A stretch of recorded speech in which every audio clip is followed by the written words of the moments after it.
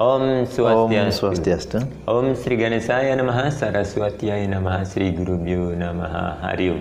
Wah, tidak seperti biasa kali ini saya memulai dengan mengucapkan mantra Sri Ganesha karena ruangan yang kita pakai syuting pada malam hari ini lumayan besar tapi jarang dihuni, walaupun bersih sekali.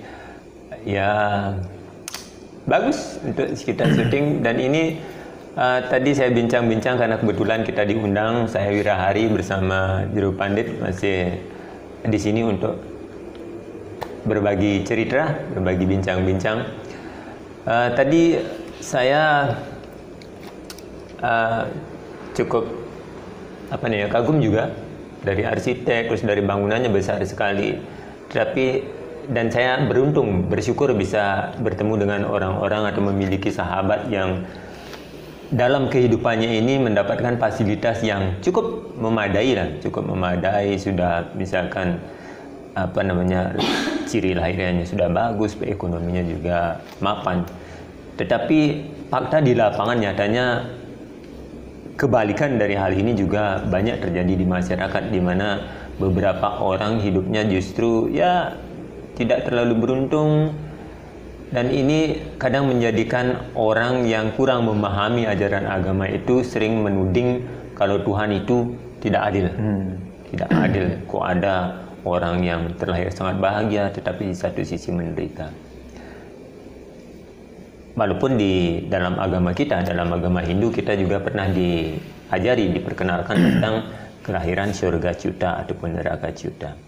Nah, menurut Pandit sendiri, dari apa yang pernah dipahami tentang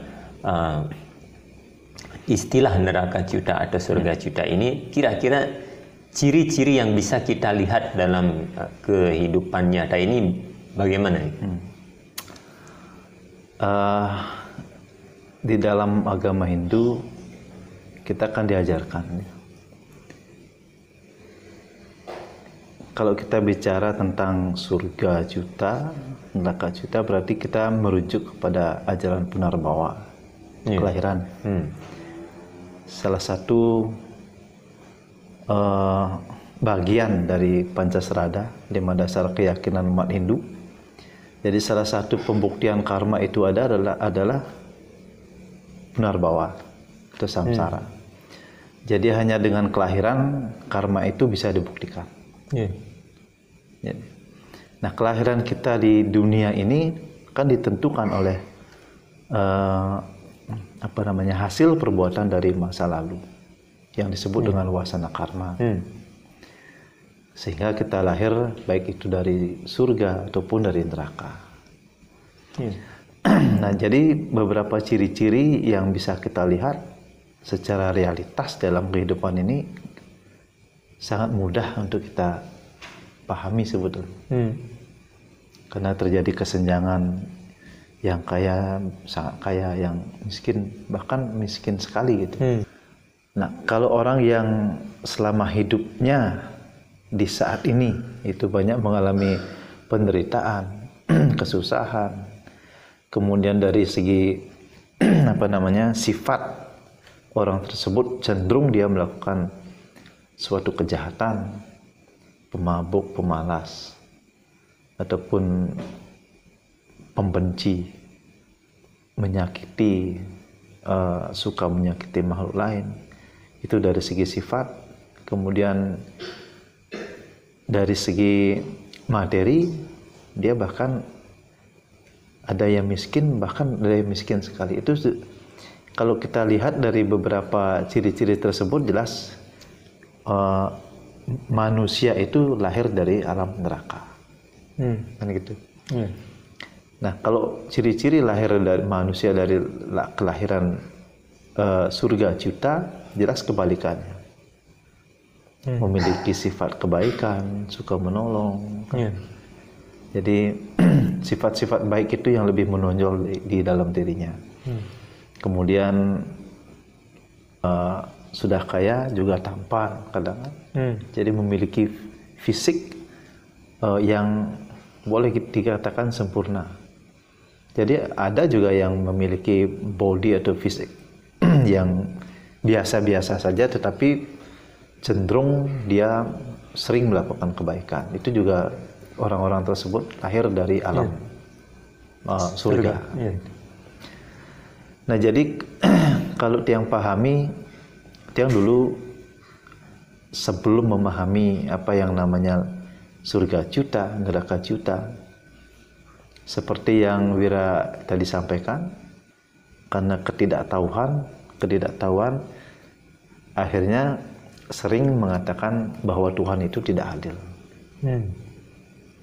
Tidak adil, kenapa orang lain hidupnya yang tidak pernah sembahyang itu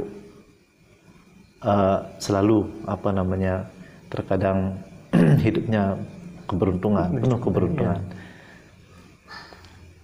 Terus kenapa hidup saya kok selalu menderita?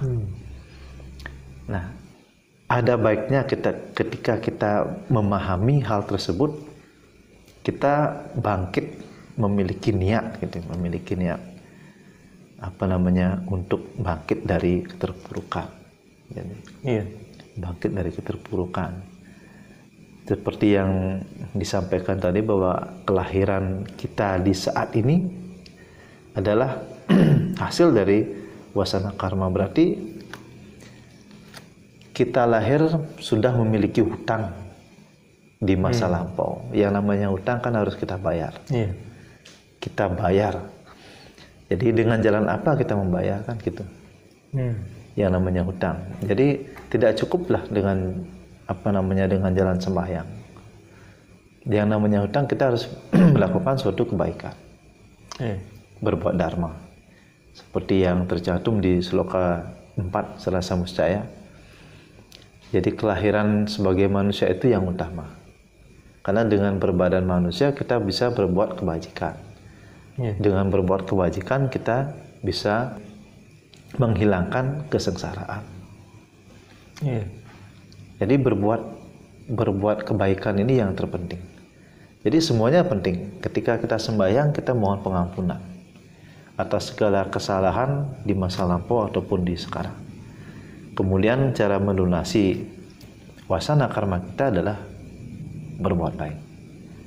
Jadi di dalamnya ini kan banyak sekali cabang-cabang kebaikan, itu dengan jalan berpunia. Punia itu ada cabangnya lagi, ada yang melakukan dana punia. Ketika kita memiliki materi yang berlebihan, itu yang kita puniakan. Jadi punia itu artinya suci. Jadi melakukan sedekah ya, dengan tulus ikhlas, sehingga sedekah itu menjadi suci. Kemudian ada yang melakukan widya punya, ketika kita memiliki pengetahuan yang lebih, tidak ada salahnya untuk berbagi. Dan dharma punya, berbuat kebaikan. Nah, ini sebetulnya yang bisa poin sekali, penting atau utama sekali, bisa melunasi utang-utang karma kita terdahulu. Jadi berbuat baik tanpa memilih siapapun, tanpa memilih ataupun memandang suatu kepercayaan orang lain, oh dia adalah orang muslim, atau dia lain kepercayaan dengan kita, itu kita jauhkan sifat-sifat seperti itu. Yang kita tahu di dalam ajaran agama Hindu yang paling kuat untuk memiliki rasa toleransi yang kuat dengan sesama, ya kan ajaran Tatwamasi, bahwa setiap orang itu memiliki atma. Jadi badan kita berbeda, tetapi jiwa kita sama. Setiap orang itu yang prinsip kuat yang harus kita pegang teguh sebenarnya. Jadi berbuat baik tanpa mandang bulu. Nah, itu poin sekali kalau kita ingin melunasi utang-utang karma terdahulu. Jadi apa yang ingin disampaikan tadi, bahwasanya ketika kita menyadari dan mendapati bahwa perbedaan kehidupan dalam masing-masing sang jiwa di kehidupan ini, ada yang kaya, ada yang miskin, ada yang tampan, ada yang kurang tampan. Ini bukan berarti Tuhan tidak adil dalam memandang anak-anaknya, tetapi kembali pada serada yang kita pegang sebagai umat Hindu ya, yang ini percaya dengan sebetulnya adanya itu karma pala ya. apa namanya, yang membuat diri kita seperti ini ya karma, Karma wasana kembali ke bukan Tuhan. Iya. Jadi kalau Tuhan yang membuat seperti ini, berarti Tuhan itu tidak ada. Kalau kita betul-betul belajar tentang karma, jadi karma itu yang membentuk diri kita seperti kita saat ini. Sedangkan atma itu yang menghidupi, bukan atma yang dilahirkan. Iya. Tetapi ketika atma masuk ke dalam tubuh kita, dia sudah diliputi oleh kekuatan maya. Di dalam kehidupan saat ini, jadi yang terpenting kalau kita bisa melakukan agar kita bisa lahir nanti di kehidupan yang mendatang, bisa lahir dari alam surga, itulah surga cita. Padahal ajaran agama Hindu kan bukan surga tujuan kita yang terakhir, tapi moksa. Mencapai pembebasan. Ketika sang atma tidak terbelenggu oleh kekuatan ilusi maya ini, itulah kita bisa moksa dan tidak terikat dengan duniawi. Itu moksa. Ya, tapi setidaknya kita mencapai level surga itu sudah sangat luar biasa. Walaupun kita akan dilahirkan kembali, karena untuk mencapai pembebasan itu kita mungkin sudah mengalami kelahiran beberapa kali, bahkan beratus-ratus kali, untuk bisa mengosongi wasana karma ini. Tidak cukup hanya dengan sekali. Perlu banyak. Bahkan Maharshi dulu pun untuk mencapai penyempurnaan, beliau lahir berulang-ulang. Apalagi kita. Jadi dalam hal ini, ketika kita hidup entah dari kelahiran neraka ataupun surga cita, yang pertama adalah menyadari ini semua terjadi, apa yang kita dapatkan hari ini adalah sebagai bagian dari karma wasana yang kita bawa dari kehidupan terdahulu. Jadi tidak usah menyesal, tidak juga menyombongkan diri ketika kita telah diberikan fasilitas kehidupan yang lebih baik daripada orang-orang yang lain. Tapi jadikan ini sebagai momentum pembelajaran diri. Karena bagaimanapun tadi sudah sempat disinggung bahwasanya setiap jiwa yang lahir ke bumi ini sudah membawa hutang karma yang harus dilunasi. Tadi cara-cara, salah satu dari beragam cara yang mungkin bisa kita tempuh untuk bisa melunasi hutang-hutang karma sudah disinggung juga dengan cara berbuat kebaikan, entah dengan cara dana punya, widya punya, atau dharma punya kan. Makanya di dalam Sarat Samusa itu kan ada yang dikatakan tanhana wong swasti anulus gitu. Tidak ada manusia yang sempurna. Karena setiap kelahiran manusia yang sudah lahir ke bumi itu sudah berdosa, makanya lahir. Makanya tidak ada manusia yang lahir tanpa dosa. Semua yang lahir itu sudah berdosa. Maka menyadari hal ini, seharusnya setiap dari kita itu setidak-tidaknya punya komitmen atau tujuan yang mesti dicapai, yakni melunasi hutang-hutang, menebus dosa-dosa tersebut, bukannya menambah dan memperbanyak dosa baru. Terkadang kan itu, kita lahir sudah membawa wasana, bekas-bekas, bekas-bekas perbuatan masa lalu. Kemudian itu pun belum lunas. Sedangkan kita sekarang di kehidupan ini kita lagi membuat lagi yang baru, membentuk karma lagi. Karma dulu belum lunas, sekarang kita membentuk karma, setelah meninggal lagi menumpuk karma ini. Nah, inilah yang membuat kita terjebak di dalam siklus kelahiran, terus mengalami punarbawa. Makanya sulit sekali untuk mencapai moksa. Tetapi kalau kita betul-betul memahami ajaran spiritual, jadi spiritual itu sebetulnya ajaran yang mengajarkan tentang hubungan kita dengan Tuhan itu sendiri. Bagaimana kita menyadari dan tujuan sebetulnya kita lahir ke dunia ini kan seperti yang disampaikan adalah pengosongan, pembebasan, moksa. Seperti apa yang ada di dalam Catur Purusa Arta. Jadi tujuan manusia lahir ke dunia ini adalah moksa. Tetapi untuk mencapai itu kita butuh alat. Ketiga alat ini yang kita butuhkan, dharma, artha, kama. Jadi landasan yang pertama adalah berbuat kebaikan. Agar kita bisa berlangsung dalam kehidupan, kita membutuhkan material yang kita butuhkan untuk bisa dengan material ini kita bisa memenuhi segala keinginan. Dan pada akhirnya apapun yang kita miliki, mau tidak mau kita harus ikhlaskan. Bisa dilepaskan. Harus dilepaskan. Biar kita tidak terikat dengan hal-hal duniawi. Memang tidak mudah menteorikannya, mungkin gampang ya. Menteorikannya gampang, bahwa kalau anak kecil SD pun pasti tahu kalau ditanya tujuan umat Hindu apa, mau sarta menjaga itu ya itu dharma. Tetapi dalam pelaksanaannya memang tidak gampang, ini sulit sekali. Apalagi seperti tadi disinggung bahwasanya kehidupan ini terus kita diikat. Ketika hutang kita belum lunas, kita sudah buat hutang baru lagi, sehingga terus menumpuk dari kehidupan demi kehidupan. Syukur-syukur kita masih diberikan kesempatan, dalam artian bahwa neraca karma yang kita buat itu lebih banyak subah karmanya. Perbuatan baiknya lebih banyak, sehingga kita mendapat kesempatan untuk lahir dari jalan surga, sehingga mendapat fasilitas kehidupan yang memadai. Itu alasan kenapa mungkin kita bisa lahir dari alam neraka, dari alam surga ketika neraca ini. Kita semua sekarang ini kan memiliki tujuan yang sama sebetulnya. Untuk pencapaian jati diri dan untuk melepas karma wasana. Setidaknya kita di kehidupan saat ini kalau bisa, Tiang pun masih sangat berusaha sekali. Neraca kita kalau bisa kita perbesar subah karma kita.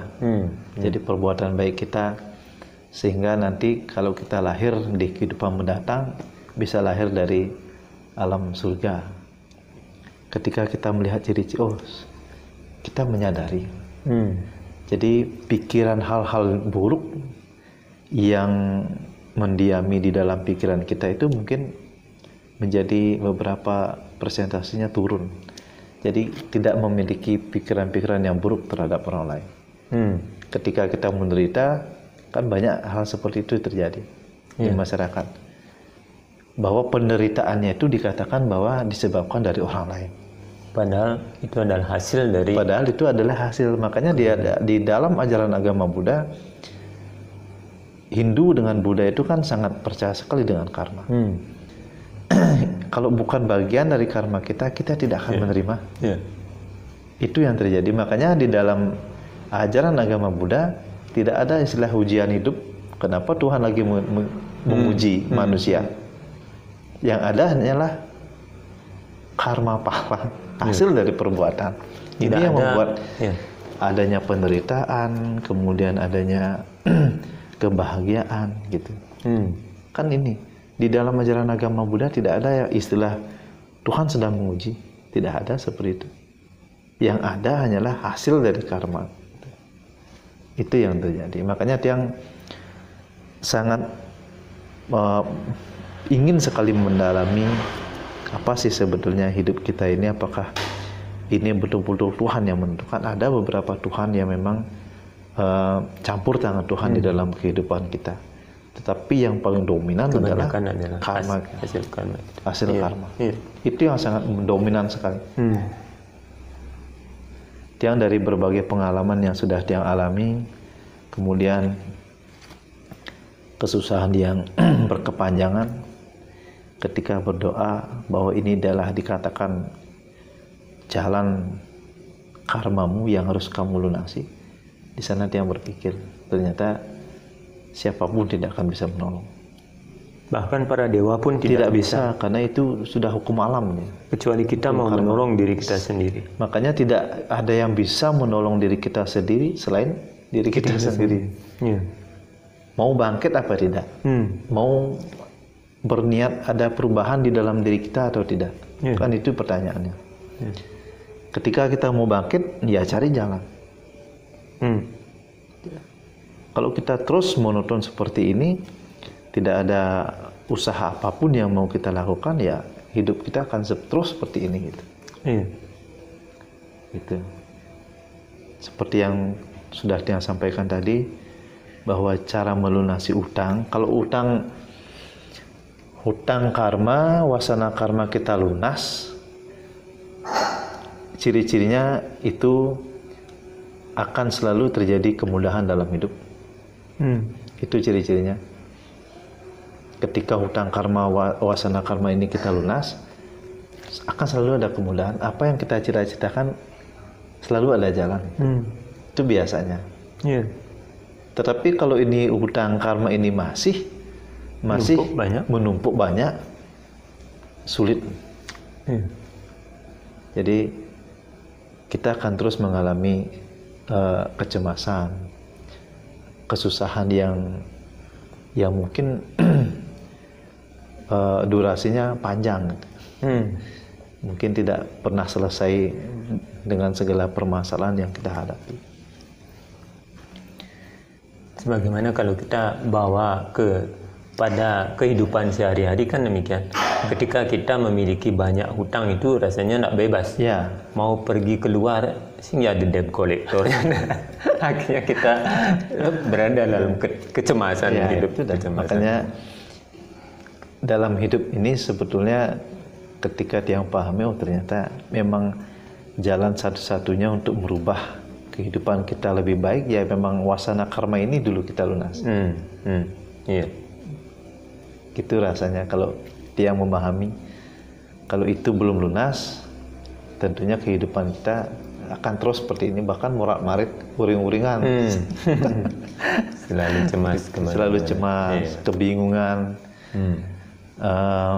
Jalanan ini kita jalani rasanya buntu, kesini rasanya buntu. Ini itu yang terjadi. Makanya banyak hal yang dapat kita lakukan, sembahyang, terus berbuat baik, terus dengan cara mensucikan diri dengan berbagai macam tapa brata. Itu penting sekali, tapa brata. Tapa brata penting sekali. Jadi tadi secara eksplisit jelas disampaikan oleh Guru Pandit bahwasanya yang pertama, ketika kita sudah menyadari pertama bahwasanya kehidupan yang beragam ini memang ditentukan oleh karma wasana yang kita buat, bukan oleh siapa-siapa tetapi oleh kita sendiri. Jadi yang sudah mendapatkan kehidupan fasilitas yang lebih baik syukuri saja. Tetapi yang belum, atau dalam artian kebalikan dari itu, kita juga tidak upset, tidak kecewa, dan tidak melakukan perbuatan yang justru membuat kita semakin terpuruk, terbelenggu dalam kehidupan ini. Karena yang terjadi kan demikian, di akhir-akhir ke belakang ini di tanah Bali banyak orang yang depresi, akhirnya mengakhiri hidupnya dengan cara bunuh diri. Itu padahal kan tadi juga disinggung oleh Pandit bahwasanya kelahiran sebagai manusia itu langka sekali. Kelahiran sebagai manusia itu adalah suatu keberuntungan sekali. Tetapi karena kita lupa menyadari tujuan hidup, bahwa kita lupa bahwasanya kehidupan ini membawa hutang-hutang yang harus kita lunasi, akhirnya ya demikian. Ketika dihadapkan pada satu masalah, stres, depresi, akhirnya mengambil tindakan yang jalan pintas. Jalan pintas itu. Padahal itu tidak baik sekali. Pesan yang ingin Pandit sampaikan, karena ini fakta di lapangan terjadi demikian. Nah, karena kita bahas tentang neraka cita dan surga cita, artinya gini, setiap kelahiran itu sudah tentu kita membawa wasana karma. Jadi singkatnya sekali, kalau kita ingin mencapai kehidupan yang lebih baik, yang namanya hutang harus kita lunasi. Tadi sudah yang sampaikan bagaimana cara melunasi, ya dengan jalan sembahyang, berbuat baik. Kemudian beberapa tirakat juga perlu kita lakukan, karena badan ini sebagai wadah atau tempat suci bagi sang jiwa, Tuhan itu sendiri yang bersemayam, ini juga perlu dirawat. Iya. Perlu sekali dirawat. Ini sebagai badan, ini sebagai tempat yang penting bagi sang jiwa, ini perlu. Badan stula sarira dan sukma sarira ini kita itu perlu kita rawat. Nah itu saja. Jadi tentunya hal yang terpenting yang perlu kita renungi adalah bagaimana kita menyadari. Kan itu yang terpenting, menyadari, tingkatkan lagi kesadaran kita. Jadi kalau kita paham tentang hakikat tujuan hidup manusia, ya seperti itu, kita harus bangkit. Iya. Tidak ada yang bisa menolong diri kita selain diri kita sendiri. Iya. Baik, saya kira itu stressing point yang ingin disampaikan pada perbincangan kita malam hari ini. Sekali lagi, jangan lupa untuk bersyukur apapun yang kita terima saat ini. Jangan hanya cenderung melihat ke atas. Kalau sesenggak Bali bilang ini, kalau kebanyakan melihat ke atas saja, melihat orang-orang yang di atas, membanding-bandingkan hidup kita dengan orang yang sukses saja, nanti kita ketanjung. Tetapi kalau kita cenderung melihat ke bawah saja, nanti kita kepalanya terantuk. Artinya ya hidup seimbang-seimbang saja lah. Kalau seperti sekarang kita berada di suatu tempat yang ya punya sahabat, difasilitasi dengan ini, ya enjoy saja. Mari kita nikmati saja. Kita melakukan perbincangan yang santai di sini, semoga ada manfaatnya juga bagi kita semua. Tetap dikemas dalam suasana yang santai, tetapi mudah-mudahan ini bisa memberikan sedikit tambahan lah wawasan bagi kita semua. Sekali lagi, perbincangan santai kita ini bukan dalam rangka menggurui atau menjadi narasumber, tetapi tetap untuk berbagi pengalaman, sharing untuk kita semua. Demikian, kalau memang bincang-bincang santai pada malam hari ini, karena waktunya kayaknya juga sudah agak malam, kita nanti ngobrol-ngobrol di sesi yang lain. Terima kasih sudah menonton. Kita akan akhiri dengan Paramasanti. Om Santi Santi Santi Om.